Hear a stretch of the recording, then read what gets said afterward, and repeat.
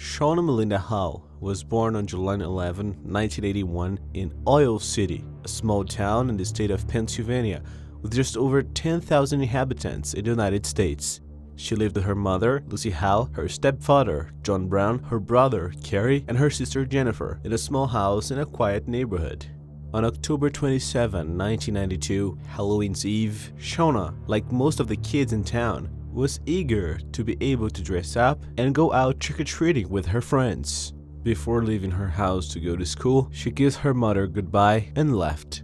After school, she went to the Girl Scout club she was a part of, where she attended a party that was being held by them. Around 8 p.m., she left the party. She was with a friend who offered to accompany her to her house, but Shauna said it wasn't necessary because she lived nearby and could go alone. She walked for a few meters until she reached a corner, where she was approached by a man and forced into a vehicle and quickly left the place. She was just 2 blocks from her house. As time passed and Shauna still hadn't returned, her mother started getting very worried. She asked her husband and Shauna's stepfather to call some of the girl's friends to see if they knew where she was, but no one knew about her. He then called the hospital, but they said no little girls had been admitted there that day. It was already 10 p.m. and Shauna's mother was desperate, so she decided to call the police. The police went to her house, and at first they thought she might have gone to another hidden location, perhaps a friend's house. While Shauna's mother and stepfather were talking to the officers, another officer called them on the radio and said a man had filed a report saying he witnessed a girl being kidnapped. Shauna's mother felt a great tightening in her heart and began to cry. The man who witnessed the kidnapping was named Dan Payton. He was near the scene, and he said he saw a tall, thin man in a cap who picked up Shauna and loaded her into a small red car and quickly left the scene.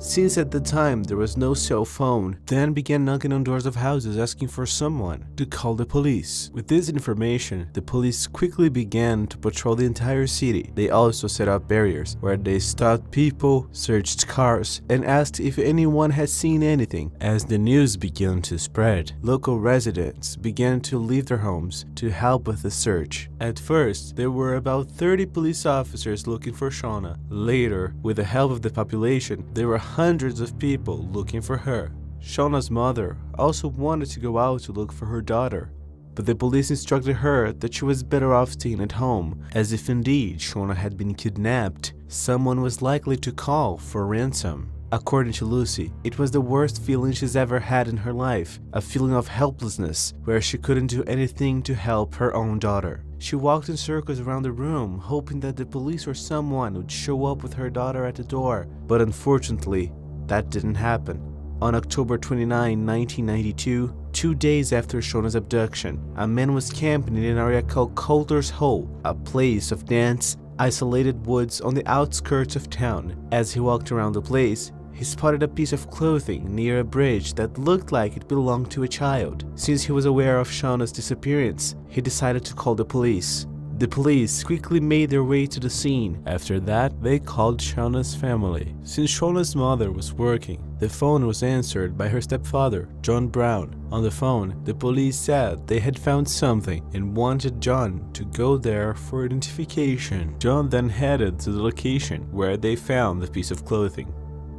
Arriving there, he identified it as being part of the clothing Shauna wore when she was kidnapped. From that point on, the case took a more serious proportion. They took the part of the clothing for analysis where semen was found, and through samples they obtained DNA.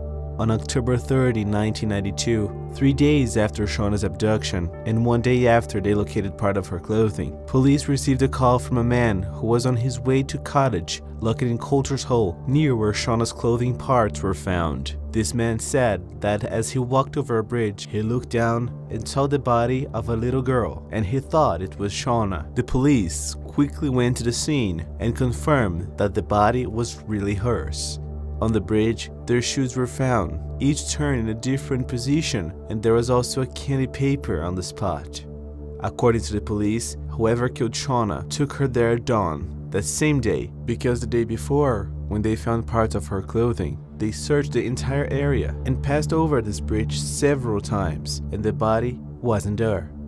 Due to the numerous injuries to the girl's body, the police assumed that she was thrown from a 50-meter bridge by her kidnapper. This assumption was later confirmed by the autopsy. Also at the autopsy, it was found that she was raped and that she died from a blunt trauma to the head and chest caused by the fall. The police felt challenged by the kidnapper. They believed he was defying the authorities, since it was the scene a few hours after the police left, and he still purposely left the victim's shoes on the bridge as if he was giving a message. Shauna's first family member to hear the news was an uncle named Claire Sibyl, her mother's brother. He was the one who broke the sad news to Lucy and John, Shauna's mother and stepfather. Lucy burst into tears. She didn't want to believe her daughter was dead. She couldn't stop crying while Claire and John tried to comfort her. Soon, news of Shauna's death spread through the small town of Oil City. The villagers then decided it was better to cancel Halloween. No one wanted to let their kids out of the house. After all, Shauna's kidnapper and murderer was still at large. With all the evidence and information the police had collected, they began a rigorous investigation. They had DNA from the kidnapper and killer that was on Shauna's clothes, but now they had to know who that DNA belonged to. As in some kidnapping cases, the criminal is someone close to the victim. They decided to collect samples from all the men in Shauna's family. They collected samples from Shauna's stepfather, uncles, and brother. The latter, her mother Lucy, didn't like the idea, but the police said it was necessary. The boy then said he would take the test without any problems. Then, the police went to the school, where they collected samples from teachers, older students, and the parents of Shauna's closest friends. In the end, the police had more than 100 samples and were optimistic that they would soon find the culprit of the crime. However, they were unsuccessful. None of the samples collected from Shauna's relatives, teachers, and neighbors matched the samples collected from her clothing.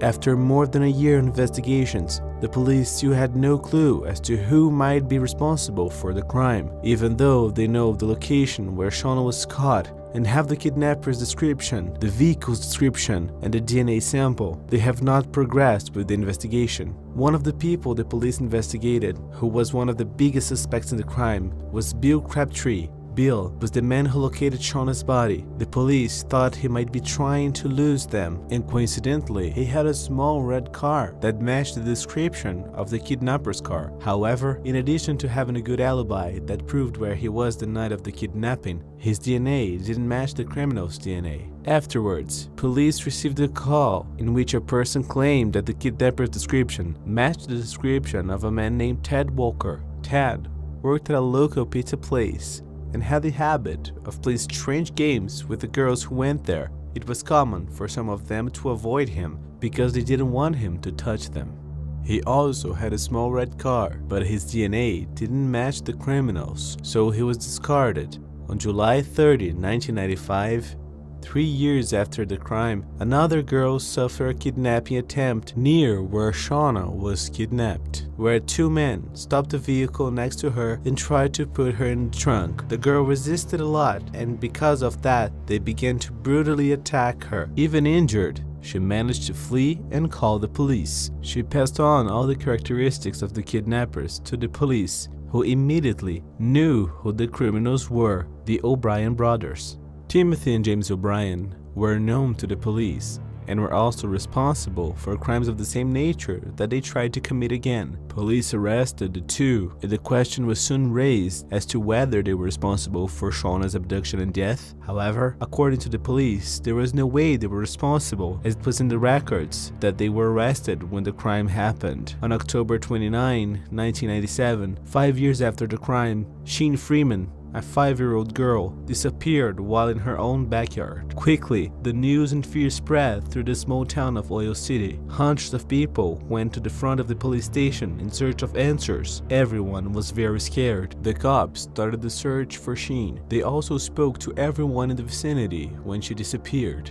At first, they were suspicious of a young man named Nicholas Bowen. The officers saw Nicholas hugging Sheen's mother and wondered at the way he behaved. One of the officers went to take his statement. As the officer asked him questions, Nicholas became increasingly nervous. The police then told him everything was fine and that he was there to help him. At that time, Nicholas started to cry and told him that he knew where Sheen was, but that she was very hurt. Nicholas ended up taking the police to the place where Sheen was. She was buried in a shallow grave in a place of dense woods and isolated. Nicholas confessed to the crime of abuse and murder and was arrested by the police. The city's residents, despite being very scared, felt relieved, for they believed that Nicholas might also be responsible for Shauna's kidnapping and death, and that he was now behind bars. However, Nicholas was 70 years old, and on the date of Shauna's disappearance, he was only 12 and couldn't have participated in the crime. Both Shauna's relatives and the townspeople felt very bad, as they had high hopes that finally the culprit in the girl's kidnapping and murder 5 years ago had been caught. But instead, it was another madman who came to take the life of another child. Nicholas Bowen would be sentenced to the death penalty, but in an agreement with the prosecution, the penalty was covered for life imprisonment without the right to parole. The years went by, and no more clues emerged regarding Shauna, and eventually the case was dropped. In January 1998, almost 6 years after the crime, an ex-policeman named Rich Graham came to Lucy Howell's house. Shauna's mother looked her in the eye and said he would solve this case. Rich was already retired, but he decided to investigate on his own several cases that had not been resolved. In total, he had 72 cases that he intended to resolve. In Shauna's case, he found a number of inconsistencies. He said there was a lot there that didn't make sense.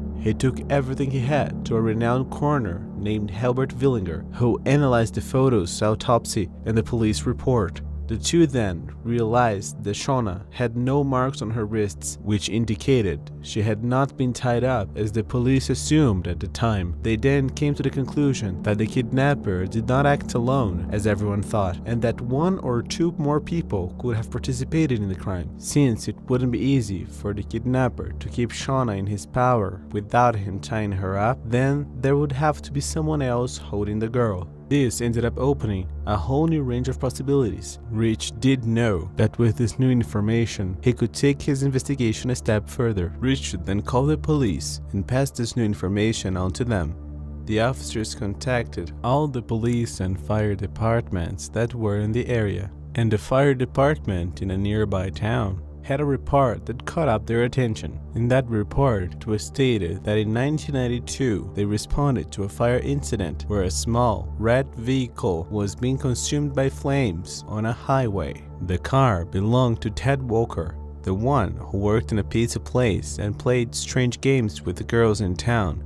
His name had already been mentioned several times during investigations in 1992, and despite his description and that of his car matching the descriptions given by the witnesses, it was discarded as his DNA didn't match what was found on the clothes of Shauna. As a suspect in 1992, Ted Walker had already given several statements to the police. Now, with this new information, he was called to testify once again. To the surprise of the police, Ted confessed everything. He said that he and the brothers Timothy and James O'Brien kidnapped Shauna, and that he was the one who grabbed her and put her in the car, but that he had no part in the girl's death. He also said that everything was supposed to be a prank, where in fact they were supposed to kidnap an 8-year-old boy who was the son of a friend of theirs, and then leave him in front of their house. All of this with the aim of causing panic in the city's residents, as they knew they would have some witnesses to inform the police, and consequently the news would be mirrored. However, according to Ted, the O'Brien brothers spotted Shauna walking alone that night and told him it would be the best to pick her up for the prank, and that they would later drop the girl off in front of her house.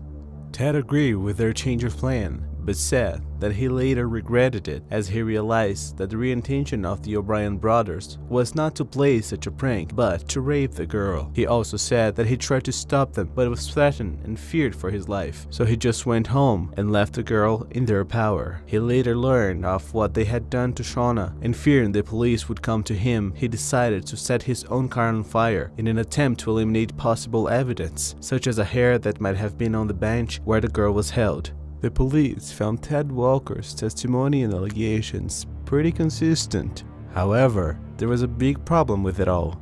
How was it possible that the O'Brien brothers were responsible for Shauna's kidnapping, abuse, and death if the date of the crime was in the police records that they were arrested? Either Ted Walker was making up a hell of a lie, or the police made a hell of a mistake. Rich Graham then asked a friend of his from the police to double-check the dates to make sure the O'Brien brothers were actually arrested on the night of the crime. And to his surprise, and many, the O'Brien brothers were on the loose and had been released from jail a few days before the crime after posting bail. The cops couldn't believe they had let something like that go by. All the time, all the effort, all the resources put into this investigation that could have been resolved if they had collected O'Brien's DNA. What remained then, to confirm in fact that the O'Brien were responsible for the crime, would be to take the DNA sample of the two. The officers went to the brothers, who were arrested for that attempted kidnapping in 1995 that I mentioned earlier. The two were reluctant to provide their DNA for Shauna's case and said they would consult with their lawyers. With this attitude, the police understood that the O'Brien could in fact be responsible for the crime, because if they weren't, they wouldn't have been reluctant to give a DNA sample. In February 2002, 10 years after the crime, it was confirmed by tests that DNA found on Shauna's piece of clothing belonged to James O'Brien. Thus, Ted Walker's testimony and allegations were in fact true, and the police then arrested him because even though he claimed that he had no part in the girl's death, he did have part in the kidnapping that made him an accomplice. In prison, Ted Walker went back to talking to the police about the crime. He said again that he did not participate in the abuse or the killing of Shauna, and that the O'Brien decided to kill her by throwing her off the bridge because she had seen their faces. In September 2006, 14 years after the crime, Timothy O'Brien, James O'Brien, and Ted Walker were on a trial for the kidnapping, abuse, and death of Shauna Howe. Ted Walker was convicted of kidnapping and murder and was sentenced to 40 years in prison. Timothy and James O'Brien were convicted of kidnapping, abuse, and murder. They were sentenced to life imprisonment without the right to parole. The kidnapping and death of little Shauna Howe has had a huge impact on the city of Oil City and some surrounding towns, where the famous traditional Halloween had been banned in the city for nearly 16 years. Then, in 2008, a 10-year-old girl named Elizabeth Hose petitioned for the return of the celebration. She collected thousands of signatures and took them to the city hall. With that, on October 31st, 2008, residents of the small town of Oil City were able to celebrate Halloween again. Shauna Melinda Howe, born July 11, 1981, in the small town of Oil City, the girl, like all the kids in town, was really looking forward to Halloween, where she would dress up and go out trick-or-treating with her friends. But on October 27, 1992, when she was just 11 years old, she was kidnapped. The police, along with hundreds of villagers, went looking for her. Despite their efforts, they were unable to find her in time. Today, as the Halloween date approaches, everyone in town remembers little Shauna.